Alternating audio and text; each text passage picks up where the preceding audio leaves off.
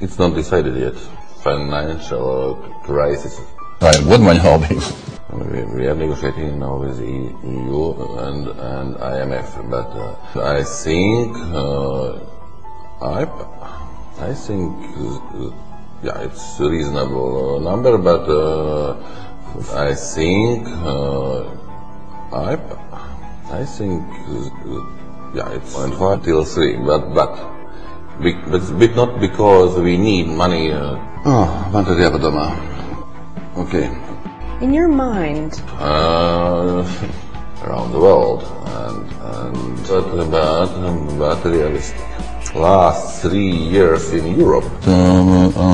Jūs pēdējā laikā esat kritizēts daudz. Bija arī plānots patiesībā runāt angļu valodā. Jāsaka. Tad arī būtu sagatavot, bet un ko nozīmē nekas nav pamatots? I think you're nothing special.